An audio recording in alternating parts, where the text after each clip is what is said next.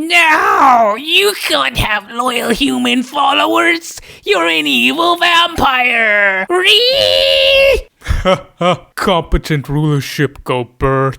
Salutations Rangers, General Bradley 101 back again with another lore video, and today we go back to, in my opinion, the best fantasy universe ever, and the one that has the most tragedy behind it. And I don't mean in canon, because I don't count that as canon. If you know fantasy, you know what that is. Fuck you! But today we are talking about the vampire counts. In my opinion, the best vampires in all of fiction. Not just the VC, but all of the vampiric bloodlines.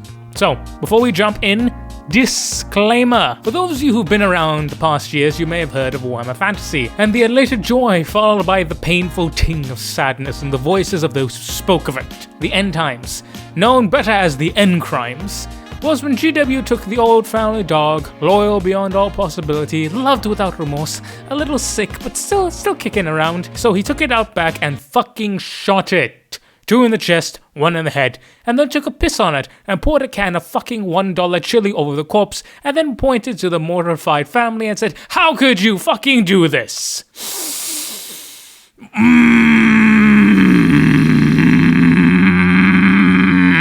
GW is a stupid company. A very stupid company. An incredibly stupid company. Why? I don't understand. Could someone tell me why would you just throw away decades worth of lore and everything? Get rid of the miniatures, sure, but keep the fucking setting. Just make like stories of it. And even more pissed off as I realize what happened 1 year later.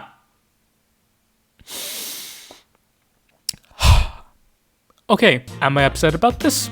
Yes. Should I be upset about this? Yes! So, my rage and pain aside, the end times was when GW literally blew up the old world Warhammer Fantasy and killed the very faction and character, everything. It was dead. Chaos won, everyone died, but that's not the worst part. Oh, no.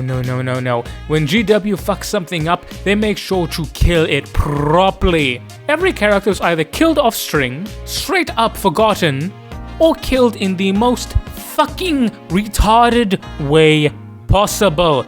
Like, fuck me, Thorgrim's death. What do you mean? Sorry, the end crimes brings out my inner corn. Anyway, point of all this is that for all intents and purposes, Warhammer Fantasy died and was no longer a thing. And then we had AOS, which was a continuation to Fantasy, but totally different. Now, I like AOS as a companion to Fantasy, not a replacement. Never a replacement. So, when one is making lore videos about Warhammer Fantasy, finding out what's canon and what is not canon is basically impossible. You know, like, I found 5 different entries as to what armor state troopers of the Empire wore, and I got 5 different answers. Again, from 5 totally different eras, so normally I'd look up the most recent edition, but Fantasy has been dead for years, so I'm lost. So I decided to take a look at all available sources and put it all together, filling in the gaps with my own intuition. Now, this is what I normally do with, you know, lore in general, but fuck it, man. GW doesn't have any consistency with its lore, and I don't know. I'm not trying to mess up the lore just a lie, but it's hard, dude. Like, bruh. Okay, point of all that shenaniganery, take this with a grain of salt. More so than usual. Like, a few grains of salt. Okay, disclaimer finished, rant at GW over, and anger at GW will never be gone. On to the history of the vampire counts. How did this happen? The vampire counts are one of the 6 or 7 main vampire bloodlines. Each bloodline was created by one of the first vampires created by Nagash. Good old Skelly Pope at it again, indirectly, mind you. So, TLDR, he used his agent Warson to corrupt the mortuary cult, magic priests of the city-state of Lamia, a city from Fantasy's version of ancient Egypt, being Nehekara. Ancient Egypt fantasy, pretty cool, you know, skeletons, all that shit, solid. And corrupted the queen known as Neferratim, that should sound familiar, and created the elixir of life, which granted eternal life, but at the cost of having to drink human blood. It wasn't really complete. So there was a lot of war against not ancient Egypt. They lost, Nagash got resurrected, and then came in for around IDK, bro. Homebody got bodied, and this time his vampire lieutenants turned on him and dipped. To which Nagash was pretty upset. And being the spiteful dude that he is, he added to the vampiric curse. Now, this was twofold. 1. Sunlight would forever burn them, and 2. The blood kiss would forever magnify the arrogance and hubris they displayed when they dare to think themselves higher than the mighty Nagash. So, 3 things. Number 1, Nagash is a dick. Number 2, conflicting sources on whether Nagash did this or this was part of the original flaw of the elixir of life, that being the enhanced emotions. And 3, we'll cover exactly what this means later. So, the vampires dipped and went all over the place, with each one of them founding their own faction, which we will cover in all of the overall Vampy episode. Why didn't you cover that first? Where did Shotgun come from? Because I wanted to talk about the vampire counts first. My channel, my rules. Anywho, the patriarch of the Vampire Council line was a chap by the name of Vanash, who was the husband of Neferata as well as a blood descendant of Nagash himself. He was actually the one who instigated the downfall of Nagash, allowing himself to be killed by Alkedizar the Conqueror, Chad of Khemri, which caused his undead army to go poof. More on that later. He was able to be resurrected by the special signet ring that Nagash gave him that allowed him to be resurrected so long as he wore it. So, Vanesh went north into the lands of Empire and became Vladimir von Karstein, who would then return into the land of the Empire during the imperial year of 1798 and met with dying Count Otto von Drac, the last of the Mad Counts of Slyvania. So, this guy was a bad man, like he was shit, and most of the other nobles of Slyvania were French level of bad nobility. So he was dying from a disease, but he had no male heir. So we'll go to his brother, who, you guessed it, was a piece of shit, and he hated as well. So much so that he was quoted in saying that he would rather sell his daughter off to a demon than have her brother inherit the estate. And lo and behold, Vlad then rocked up in a badass stagecoach, and his mere presence knocked out the elderly Sigmarite priest who was there. Disclaimer. This is not a badass warrior priest, this is just a regular old priest dude. So, he then appeared before dying Otto von Drac and offered his services. Otto was like, yo, someone I don't hate, wanna marry my daughter? And Vlad was like, yeah, she cute. And they were married then and there, with Otto dying soon after. And I know what you're thinking, no, Vlad the Chad did not kill him. He died normally, he was sick. Who Vlad did kill, however, was Otto's brother, by ripping out his heart then and there. He was apparently pretty abusive and even worse than his brother, so meh, good riddance, I guess. And Otto was like, Lamau, good job, son. Oh Christ. So I'm gonna read this verbatim because it's bloody funny. Vlad then turned to Isabella, claiming that at some point of the ceremony, it was usual for the bride to accept. Isabella, wanting the power she sensed in Vlad, accepted, but asked him in a whisper for a token of his love. Vlad then faced Leopold and tore his heart out of his chest with his bare hands, before tossing him out of a window. He then presented Isabella the heart of her now dead uncle, upon which she coldly stated that she now had no use for it no longer beats. The priest was then revived from his swoon and brought to the chambers of Otto, where the marriage ceremony was performed before the dying count's bed. Almost as soon as the last ritual words were spoken, Otto von Drac passed away, leaving his daughter, his entire estate, and his legacy in charge of Vladimir von Karstein. Thus, the wedding ceremony had ended, and the two lovers were together ever since. Yeah, so Vlad is... Dude, that's crazy. So you may be thinking, okay, a classic evil dude and evil lady, and they're gonna have this bad relationship and it's gonna be sucky. No, actually. Vlad and Isabella actually grew to love each other. Very, very much in fact. So much so that Isabella wanted the blood kiss, she wanted to be a vampire, and she wanted to become part of Vlad for all of eternity. But Vlad was like, no, hey, you know, the blood kiss, it does bad things to your emotions and stuff, and you know, you have to drink blood. And he genuinely cared for him. He's like, I don't want to do that to you, so we'll rather spend your life as a mortal human where we can enjoy it together. But then Isabella got really sick, with the same sickness that had befallen her father. And the physicians were like, you know, her heart had stopped, she's dead. The Count, utterly enraged, was like, no, this is not the case, get ready, get out here, I will tend to her with her own hands. 3 days later, she appeared in front of everyone, right as rain, except she was forever pale. Yeah, you guessed it, Vlad gave her the blood kiss, because homeboy loves her, he wants her to have a good life, but he was not prepared to lose her. So, I've heard a lot of people say, oh, Vlad didn't actually love her. It's like, nah, homeboy loved her, because I would have done the same thing. Dude, if I was a vampire and my missus was dying, you damn straight I would have given her the blood kiss. So, after Vlad took over, you'd expect things to go to shit, right? Well, you would be wrong, sir. This is the main reason as to why I love the vampires from Warhammer, man. Slyvania, for the first time in decades, began to prosper under the Varnkarstein's rule. It was wealthier and safer than it had ever been before. Now, this came at the cost of all the priests being chased out of the country and the temples being closed, though you could still worship whoever you wanted, but there was no official religion. Then there was the fact that the dead would rise and people would go missing. But this wasn't at random, mind you. The people who went missing were all quote-unquote bad people, criminals, etc., and people who openly opposed Vlad, who was by law the rightful ruler of Slyvania. Same thing with the undead. If you followed Vlad von Karstein and the law, no trouble. You opposed him openly, zombie to the face. Some of you may be wondering, why were people so cool with this? He's like a vampire and an undead magic and shit. 3 reasons. Numero uno. Vlad was indeed the rightful ruler of Slyvania, as the von Karstein family was an old noble family from the Empire's past, which it was.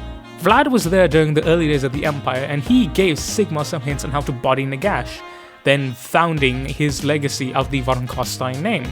2. The Van Drakes were so fucking inept and such bad people and bad rulers that the people didn't mind. Legit, did not care. When I say French rebels of nobility, like, bruh, they would give the nobility of bloody Bretonia a run for their money with how bad they were, good lord. So the people didn't mind. They were happier, safer, wealthier than they could ever even have imagined under the Van Drakes. And, thirdly, it only targeted people who were openly hostile to Vlad, the rightful ruler, mind you, and people who broke the law. So yeah, you can easily see how people wouldn't mind. Eventually, however, people began to notice that the people ruling over Slyvania looked really familiar to the people who were in charge a few hundred years ago. Eventually, people put 2 and 2 together, and thus dozens of witch hunters were sent to Slyvania to figure out what was wrong, but none of them returned, obviously. So, in the Imperial year 2010, he gathered all mortal nobles who he was unsure about their loyalties to him and invited them to the Totentanz, or the Dance of the Dead. And at the height of the ball, he pulled an Uno reverse card and killed all of them, -2. A loyal servant of his, who he rewarded by becoming a vampire, and a witch hunter who hid under all the corpses. So then, Vlad then climbed to the heights of the battlements of Castle Vandrak and cast a mighty spell from one of the 9 books of Nagash, fueled by the warpstone gathered from the nearby city of Mordenheim, which got nuked, by the way, with warpstone combat. And bing bang boom, all the dead in Slyvania rose, and Vlad the Chad had an army and announced his decision to become Emperor of the Empire. Together with his immortal undead, as well as his fully loyal, live and living state troops, he became the first of 3 vampire wars. Which, he did lose, mind you, but it was one hell of a fight. Video coming on that sometimes between now and when I die. I will not be covering the end times lore, because fuck the end times. I may not know what is canon, but I know what is not canon. And that shit is most definitely not canon. So, that's the history of the vampire accounts done and dusted up to quote-unquote present day, or what used to be present day. Now, on to culture and all that nonsense. So, something that most people don't know is that those who Vlad killed were those who were not loyal to him. Everyone else who was living was fully loyal and fought willing for him. They saw Vlad wanting to become emperor as legitimate, and avenging the injustice shown against their province and their lord. He gave them the best lives they ever lived, because the other electors didn't want to acknowledge him as legitimate, or his equal, a true elector count if you will. Same thing with Slyvania, as a proper empire province. There was always a lot of stigma held to it because of the unjustness of the Von Draks, seen as a backwater. Vlad wanted to become emperor, and he meant it. He didn't want to change the empire, he wanted to become the emperor, and rule over it and its people, as a somewhat just and lawful emperor. In fact, most of his struggle was against the nobility, which, granted, those who opposed him did end up being turned into ground chuck, but in terms of citizenry of the empire, at worst he viewed them as pets, to be taken care of as they served a purpose, and at best, to them being worthy enough to become vampires. Not his equals, mind you, but that wasn't because they were former humans. That's because Vlad the Chad, he is that guy. You see, in vampire society, there is no hierarchy, there's only strength. There's no aristocracy, there's no nothing, there's no rules. If you are able to match your opponent, you're his equal. You want to keep your title, you gotta fight off the guy who wants to take it. It's very simple, very corn-like. So you may be asking, well, how do humans fit in this then? Simple. One vampire is pretty fucking solid. One vampire knight in his retinue against the castle with fucking cannons? Not that good. So, the way one becomes a vampire is to receive the blood kiss, which is different from feeding on someone. As for feeding depends, it can go be anywhere from a little prick similar to a hickey, and I'm not joking, a few places I've read say it is akin to the sensations of pleasure one feels when making love. Pause. So yeah. If you think that's bad, go and read what Neferata did to her cousin. Ooh boy, fanfickers are going to have a few day with that one. Oof. And on the other opposite end, you have ripping them apart piece by piece like tear-apart garlic bread. And yeah, feeding on them literally. So, the blood kiss is when a vampire deems a human worthy of entering their line and becoming part of their family. Now, something to note about the vampire curse is that it amplifies strong emotions. Again, we don't know if it was always like this and part of the flaw of the elixir of life, or when Nagash cursed them to be a hindrance. I lean towards the second theory personally, but that's just me. For example, if someone was confident as a human, when they became a vampire, that confidence would turn to arrogance. If that person was flirty, they would become so lustful, such hedonistic, it would make Slanesh blush. In most cases, this can be a negative, and in most cases it is. However, in some cases it can be a positive, like in the case of Aburash, the patriarch of the Blood Dragon line. His sense of honor and duty drove him not to slay or feed on those he would deem as lesser opponents, which led him to killing a red dragon and drinking its blood, which cured him of all the negatives of the vampire curse, meaning that the missing ingredient of the elixir of life was dragon blood, which makes sense because dragons weren't that common in Hikara. Also, the blood kiss gets passed down from generation to generation, the boons get weaker and weaker, so do the negatives, meaning it's far easier for a chap who just became a vamp today to overcome the negative emotions than someone like Aburash, and that actually plays a part in the modern, well, what used to be the modern setting of fantasy. Fuck you, James, and your workshop. You see, after 3 vampire wars, most of the lesser vampire nobility are tired of the idea of making the Varkar Simes emperor. Vlad was the dude, he was Vlad the Chad, everyone loved him. But his successors, well... yeah. So, like all nobility, they simply focus on the day-to-day affairs, living their own lives, living good, making sure that their lands and people are kept wealthy and safe, and this comes to my ultimate point. The main reason why I love Warhammer Vampires is that they're a coin flip. You may get a VC who only takes care of his nobles because he sees them as food. Consequently, they only serve him when they're scared shitless of him. Stock standard evil vampire nonsense. Or you may get a VC who's conquered some of that curse and still feels for his people and takes a genuine care and concern for them. And they in return will willingly follow him as if he was any normal imperial noble. This readiness of the citizenry to acquiesce to the vampiric nobility is twofold. One, the aforementioned coin flip reasons, but also the wider neglect and the looking down upon Slyvania as part of the empire. This stretches back to the mismanagement of the province under the Van Drax, in which it became a backwater, which was home to poor, miserable citizens with little to no infrastructure and a nobility that couldn't give a shit. It was shunned by other imperial nobility as they were gluttonous and useless and unpleasant in equal measure. This was only intensified after the Vampire Wars, as now you have to add fear to the undead, to the laundry list of problems that the people of Slyvania face. Needless to say, people avoid Slyvania, like the undead plague. Which means that when greenskins come raiding and pleas for help are sent out, those who answer are not the elected counts of other provinces, but rather it is the state troops of Slyvania, led by the vanguard of vampiric knights and graveguard.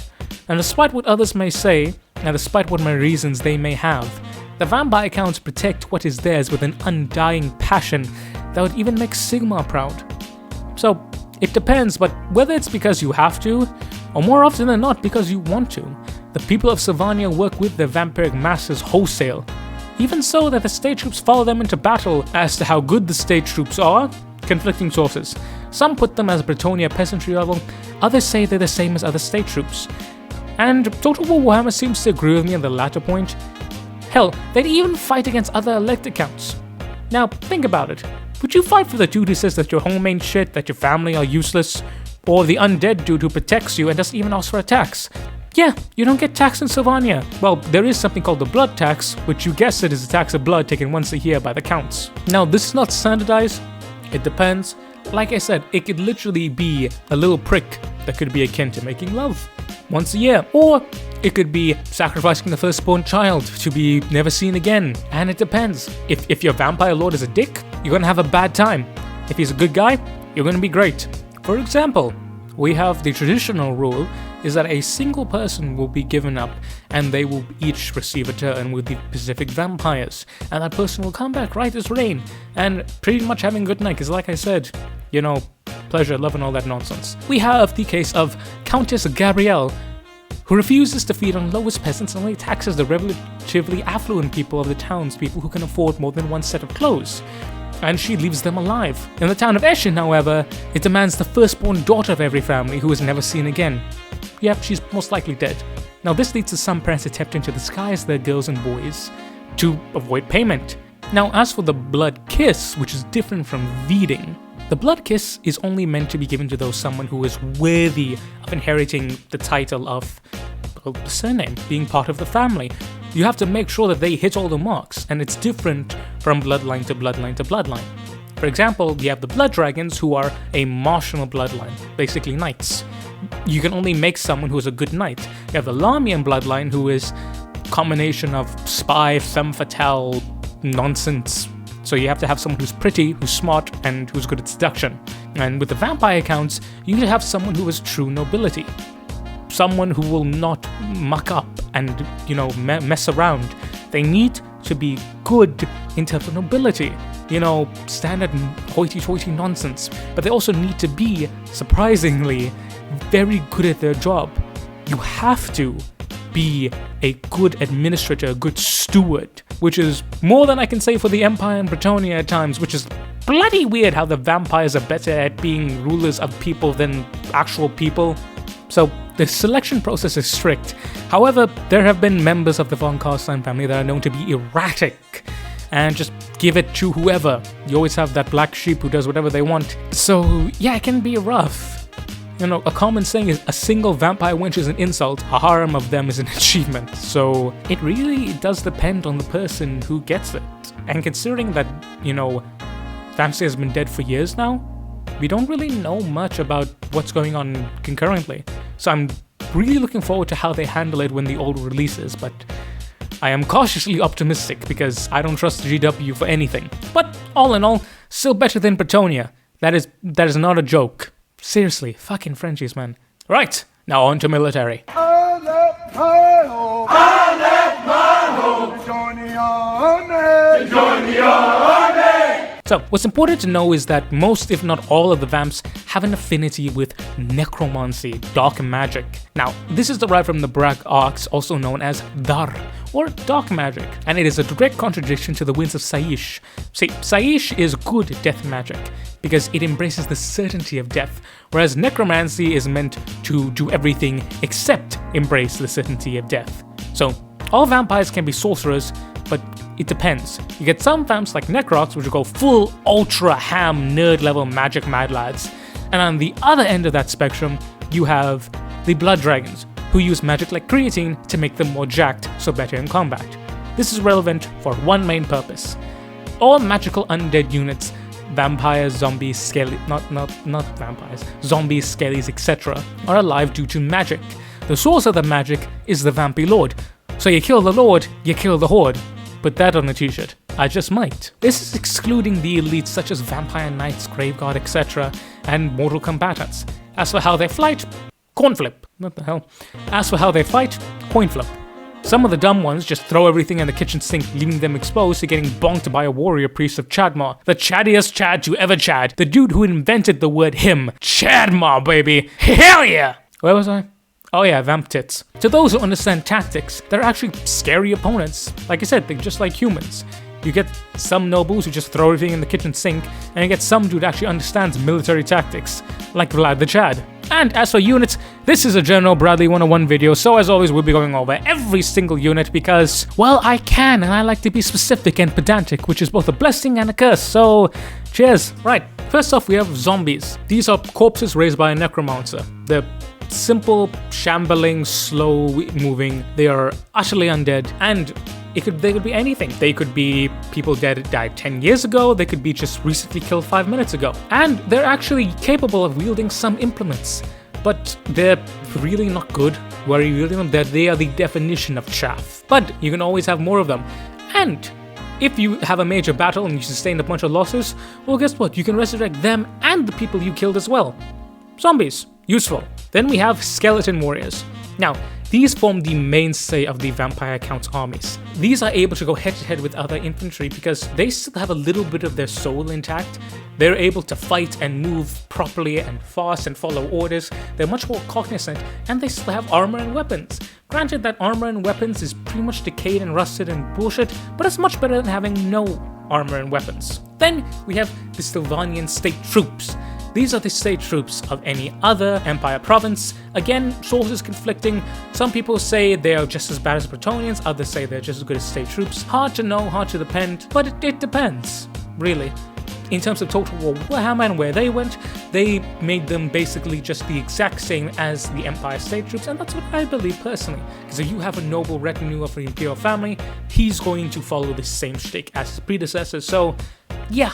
That's what I think personally. Again, maybe this is me reaching, but I really love the idea of this unique, semi-neutral good vampire-human faction, and this is what we kind of get here, so this is where it comes by, but just love it. Then we have crypt ghouls, or simply just ghouls. Now, these are malformed humans who have devolved into the primitive existence because they've eaten undead flesh. Why? It could be that they were forced to, or they wanted power, and it's kind of like a drug, and it messes with your head, and you turn into this. It's like Gollum on crack, which is something else. They don't really fight their enemy head on, rather they like to lurk from the shadows, where they use their hunting instincts and primal abilities, as well as poisonous claws, mind you. So, mutated humans with poison that are really good at sneak attack ambush. Then we have crypt horrors, which are the larger, chunkier versions of crypt ghouls that have actually managed to consume the blood of a vampire. How? I don't know. Either the vamp gave it to them and they are now loyal, or homeboy went ham and dropped the 420 no-scope on them. So they are massive, about the size of ogres, and they have increased physical strength, and they are used as shock infantry. Big club, big bonk, just boom, massive nonsense. Then we have Grave Guard. The Grave Guard are unique in that they are heroes and warriors, basically knights of the past that have fallen, and their weapons and gear are actually magical. And what's interesting about them is that they have their own magical essence within them. So if you snipe out the Vamp Lord, the Grave Guard can actually still fight on. They are equipped with the finest weapons and armor that are magically blessed, quote unquote, and they still have all the abilities of their former lives and are capable of thought and process. They're essentially undead knights. And one of my favorite units in all of Warhammer, because they're cool as shit, man. Look at that. They can either be equipped with sword and board or with massive two-handed greatswords. As for the Skelly Boys, sword, board, spear, or anything in between. Then we have Khan Wraiths. Khan Wraiths are the most powerful of all the undead spirits that we can have. Though they lack a physical form, because, you know, spirits, their touch actually drains living life. They literally have a life drain ability, because they emit this creeping fog mist, this aura of dread that drains you both physically and emotionally. Those who face them are driven mad with fear long before they're ever killed. And these are vengeful spirits that are filled with rage because they have been denied that beautiful rest of life. So they're like, if I can't rest, I'm gonna make sure you guys get wrecked. And they have giant magical scythes. And what's interesting about them, they are ethereal. So the standard stock sword ain't gonna do shit. Which is why you need a Sigmarite priest or a magical wizard to enchant that weapon with a spell so it can actually kill the bastard. If not, then all you're gonna be doing is hitting fresh. All you're gonna be doing is hitting foul there. There we go. And, you know, Mr. Wraith is gonna punish you for your insolence with a scythe straight down the middle. Yeah, pretty cool. Next up we have Spirit Hosts. Spirit Hosts are the tormented souls of those humans who were not given proper rest from their graves. What's the difference between Khan Wraiths and Spirit Hosts is that Khan Wraiths came to life on their own accord because they were pissed. Spirit Hosts were just yoinked in by a necromancer to do their bidding. Now these are also known as Banshees. Banshees, though, sometimes draw a line between Spirit Hosts and Khan Wraiths. It depends depends. The main difference is that banshees are their own unique entity, whereas spirit hosts are just clumped together and act as just cannonballs, really. So imagine a giant mass of souls just being launched at you to claw and rip and tear and just destroy. It's crazy, man. Again, we have banshees. We touched a little bit upon them just now, but to be more specific, banshees are a unique type of entity. They are a female soul that has been wronged or killed mercilessly throughout death. For example, the most popular being a bride who has been slain right before she gets to be wed, and they come back as this sorrowful entity, and they are known to just be crying and screaming and wailing in the darkness. Though you go over to comfort them, they may slowly turn on you. But there have been instances of some banshees actually finding peace. Nice little way if you want a little bit of storytelling. Here, story bit. Here, there you go. And then we come to Vargeists. Vargeists are basically what happens when you mutate a vampire. So, when a vampire comes into contact with Warpstone, and if he isn't properly good with it and he gets exposed to it, like having a giant chunk of Warpstone stabbed in him, he gets turned into a Vargeist, towering winged humanoids several times the size of a standard vampire and massive. And these guys are crazy lunatics. Like, this is not a noble vampire anymore. This ain't the vamp. This is a beast that you set loose for war. It wants to kill and destroy and rend and tear. Similarly, we have the Vargulf. Now, the difference between a Vargulf and a Vargeist is that whereas a Vargeist is made mad by Warpstone, a Vargulf is something that is naturally devolved. Again, vampire curse is a battle, and if you give into those emotions a bit too much, you're gonna end up as a Vargulf. Same thing, except a lot more tragic in my opinion, because bro, you got turned into a vampire and you lost the vampire curse. So this is another thing that lends me to believe that Nagash was the one who cursed them for the strong emotions, because it's like, yeah, oh, you think you're better than me? You think your emotions are awesome? I'm gonna make those emotions a curse. However, they are far stronger and faster, just big beastie, but pretty sad. Then we have Black Knights. Now, Black Knights are interesting as they are said to originate from the barbarian tribes that used to be the Empire. So for those of you who don't know, when the Empire was formed, each electoral province was made up of a barbarian tribe, which then slowly evolved into the noble houses of the Empire. Now, this was before everything had taken place. These were the barbarians who did not actually join the Empire, and thus when they were buried with their most prized possessions being their blade armor and their steed, they were not buried with the blessings of war. Now, if someone, war being the god of death, by the way, like the good god of death. So, if you were not buried with the blessings of war by a priest of war, your corpses were able to be yoinked, and lo and behold, you were able to become a Black Knight. Again, Black Knights, it's a knight, plain and simple, undead, kind of like Grave God but mounted. Pretty cool, and again, pretty sad. Then we have Blood Knights, also known as Blood Dragons. Now, these are an order of vampiric knights that were actually created when a descendant of Abarash, or rather a protege by the name of Harkon, basically went into something known as Blood Keep, which was an imperial fortress that guarded the pass between Bretonnia as well as the Empire. And these were the best of the best of the best knights, and he challenged them to duel. Basically, he won. If they were good, they got turned into a vampire. Again, willingly, mind you. And those who didn't, or those he didn't deem that they were bad in terms of like physical prowess or moral prowess, he killed them, and they became Blood Knights. The Blood Knights are the best vampiric cavalry period, they're the best vampiric soldiers period, and although they are mounted, they are known to fighting on foot. And what's interesting about the Blood Dragons is that they will only ever fight something that they deem worthy of their blade. Which means that you have cases of them literally roaming around the Empire, and the Empire being short, grand, they're fine, because they're not going to go and raid a village.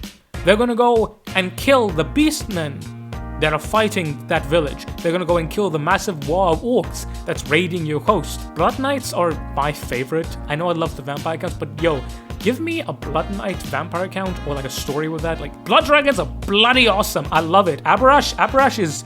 Vlad may be Vlad the Chad, but Abarash is that guy.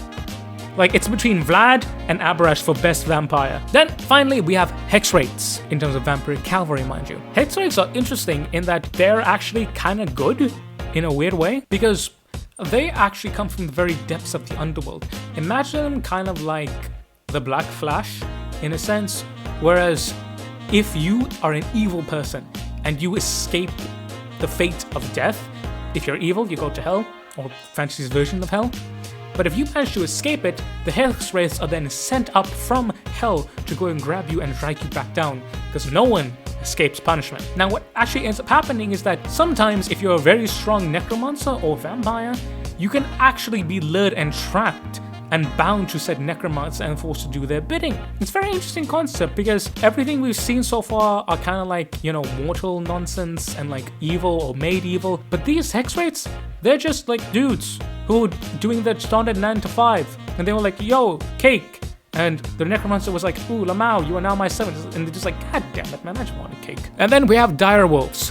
Big wolf, undead wolf. Pretty simple. Wolf, fell bats, giant bat, undead bat, big as a man, can devour an entire village if you let it. It's a bat. Then we have Terrorgeist. Now, Terrorgeist are unique in that it's basically a giant bat the size of a dragon. Thankfully, they're extremely rare, but they are so massive. Imagine if you took a dragon and a giant dragon-sized bat, smushed it together, Terrorgeist. These things are massive. Like, they are nasty. Also, they are a very favorite mount of the Strigoi bloodline. Then we have zombie dragons, the remains of long-dead dragons that have been resurrected with dark magic. As you guessed, it's an undead dragon, dude. It is completely lost of all thought, personality. It's just a hollow nusk, but it's a dragon. It can breathe fire. Somehow, I don't know, magic! Zombie dragon! It's a zombie dragon, dude, there's nothing else to say. It's a dragon that's a zombie, like shit, that's scary. And then we have what are known as abyssal terrors. Now, interesting, these are actually chaos corrupted creatures that were given life and form by just massive amounts of body parts being smushed together. They are actually basically a type of chaos spawn. Vampires in fantasy hate chaos. They hate chaos related things. Like they won't touch it with a 10-foot pole, which is really interesting to that. Then we have something known as a corpse cart. A corpse cart is literally a corpse filled with corpses. It's a cart filled with... What? The corpse cart is literally a cart filled with corpses. When a vampire casts a spell, he then proceeds to produce an aura. That dark magic then becomes thick within the air, and it literally acts as a beacon for corpses to be drawn to. Not to mention, the corpses of the cart will then get revived, and it's really interesting, like, hey, let's just carry around a bunch of corpses. Pretty solid. And then we have the Black Coach. The Black Coach are painted jet black, and they are driven by the servants of the undead. They are driven by a pair of nightmares. Nightmares being a play on words, nightmare, mare being a horse, as well as a scythe-wielding wraith. Now these are just basically transports, with the Hex Wraith being the stagecoach master. However, they can pretty much be used for combat as well. But its main purpose is actually to be used to protect them from the sun. And then we have the Coven Throne. So it's a giant, unnecessarily, mind you, decorative throne borne afloat. And it's just a big-ass throne with tentacles. Yeah, armored tentacles. You thought a regular tentacle was bad? No, armored tentacles. Not to mention, at the head of those tentacles are skeletal riders on mounted horses. And this is, and I quote, at its center, it features the seductive vampire and her handmaidens looting over a cauldron of blood. This is something from Japan. It probably isn't, but I'd put money on it. And then finally, we have my favorite type of war machine, the Mortis Engine. It's a giant reliquary. So what a reliquary is that it is a place that holds the relics of a specific family. And these hold relics that are attached by a host of spirits. And the way that this works is that this is literally filled of so much undead magic and undead souls clinging to these relics that it actually produces an aura that actually boosts up the army of the undead while draining the life from those around it. It is cool as all hell. And it resembles, again, the Black Coach, except it's not black. But man, that is dope. Look at that. So much love in all of these vampire nonsense. And yet GW killed it. Great. I'm not mad, you're mad. No, I am mad. Fuck you, GW. And again, we have vampires. Vampires, again, come in two flavors. You have those who are vampiric sorcerers, in which case they stand back and just pearl smells and raise dead. But then you have vampire knights, or quote unquote. These are basically vampires clad in armor, and they will fight in a melee using their enhanced speed, strength, and magic to augment their abilities. Now, we already talked about banshees, but there's something known as a tomb banshee. Now, what is the difference between a regular banshee and a tomb banshee? A tomb banshee is an enchantress or a witch, the most bitter, restless, evil, hated, disgusting disgusting woman become true banshees. Basically, unlike the regular banshees where there can be some good here, these are just pure straight evil. Like, bad, bad. And then we have one of my pretty awesome things, what is known as a White King. White Kings were once insanely powerful human warlords that occupied the lands of present-day Slyvania. Like I said, before the founding of the Empire, so these are the old barbarians. Now, when imbued with dark magic, these ancient warlords will actually be resurrected, because again, no more. And what's interesting is that some of them actually dabbled in dark sorcery and secrecy beforehand, so it even amplifies that. And they are fully cognizant, fully capable, and they're clad in heavy armor, and they are virtually invulnerable to any form of damage, again, unless it is magical powered. It's really cool. Like, I kind of imagine them like the Lich King, kinda. It's like, dude, they're so cool. And the aesthetic is just quality. It's like undead barbarian king raised to smite the foes of his master. That is solid, man. That's cool. And then finally, I gotta talk about it, we have necromancers. Now, necromancers are twisted and corrupted individuals who are just obsessed with death and like they do not want to die. And what's interesting is that they have a weird relationship with vampires. Vampires hate them because they see them as children dabbling in things that they don't understand, but that doesn't mean that they won't use them. So one of two things happens. Either a necromancer will be used by the vampire and then he'll die, or the necromancer will outsmart the vampire and the vampire will die. It's one of the two, basically. But stock standard, evil dude, evil magic, knows magic, cast spells, raise dead, pretty solid. So, yeah. That, ladies and gentlemen, is the specific combatants and the units of the vampire counts. Now, each different bloodline will have its own units and its own specialities, etc. But again, that's when we do all of that nonsense in the Vampy episode. But now, time to close up. I want to suck your blood. So, to wrap up, you may have noticed that a lot of vampire counts lore is very, for lack of a better word, human. They aren't the end-all, be-all evil that you see in most fantasy IPs. Nor are they the bullshit modern Twilight garbage either. They are humans who have their greatest emotions turned up to 11. Those who are weak fall into depravity, debauchery, and ultimately get turned into mindless beasts, while those who are strong-willed can conquer them and fulfill their true desires, whatever that may be. And to many of the Slyvanian citizenry, they're willing to serve their undead lords, as in most cases, they're better than the bloody living ones. And that's what I love about the vampire counts, the sheer amount of possibilities that you have. You have Abarash, who's a proper good guy warrior knight, and then you have Neferat, who's just a power-hungry madwoman who's also a control freak. Then you get Vlad the Chad, who just wants to be emperor. If you read the vampire counts lore, you'll have to take a double take, because you're like, what is this? It's just like history. That's because it's so well written. If you read about them, you read about their struggles, it literally reads like you're reading about, standard nobility politicking from like the 11th century. It's so good. In 40k, you have the orcs, Nids, and the Krons. They're all different, but at the end of the day, like Chaos, they all have the same goal: to wipe out humanity, to fuck them up royally, whatever. Whether it be the Nids who just want to eat everything, the Orcs who want to fight everything, and the Krons who want to kill you because of racism. I mean, yeah, they will fight Chaos, and without doubt, but the end goal is still the same. Whereas with the vampires, while they can still be a massive threat, and they are indeed a massive threat sometimes, each bloodline has its own reason to do so. I mean, hell, as I said, the Empire lets the blood dragons roam free. With most of the VC, they're not really worried about conquering the Empire, they just want to have their lands normally. They're nobles living their noble lives. So it's really one of the main reasons why I love Warhammer Vampire so much. But with the coming of the old world and GW reviving fantasy, I am fervently praying that they will keep the multi-aspects of the different vampire bloodlines and not just make them a different shade of bad guy like how they do in 40k. The main reason why I prefer fantasy over 40k is that when you read fantasy, it's grounded. Like what happens makes sense, you can put 2 and 2 together. Whereas in 40k, you often found wondering. Now, I personally believe that the reason for this is twofold. One, there's just more time and care put into fantasy. I mean, you can tell it was the original property. I've always felt that way personally. And two, it has a historical precedence to it.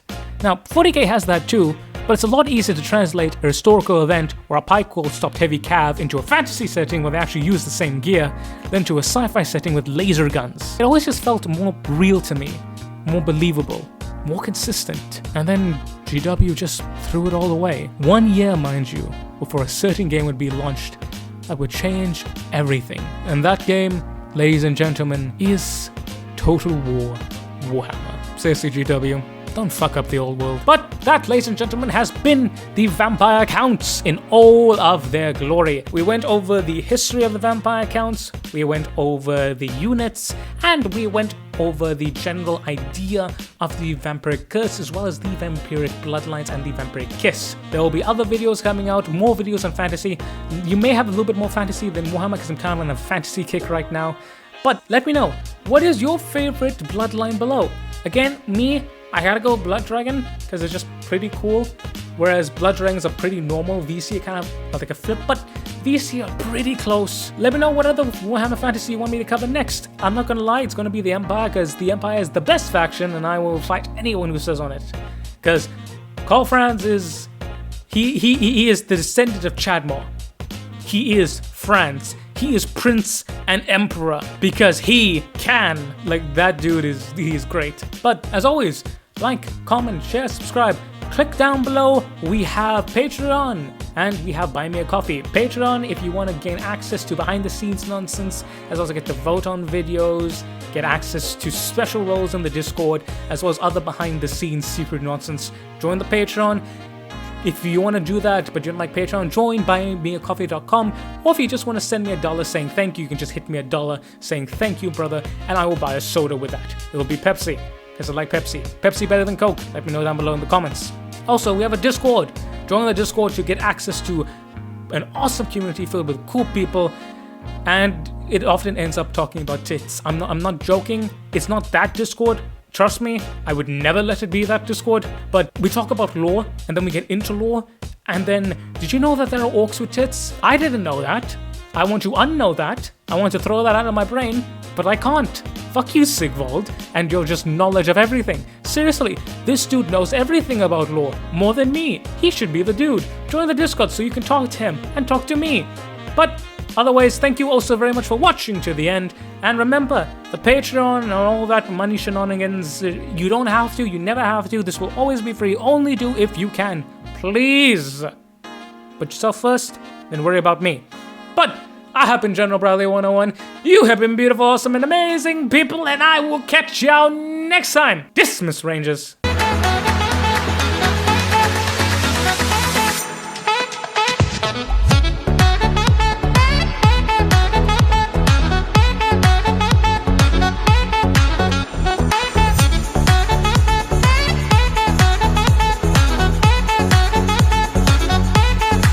I may not know what is canon, but fuck.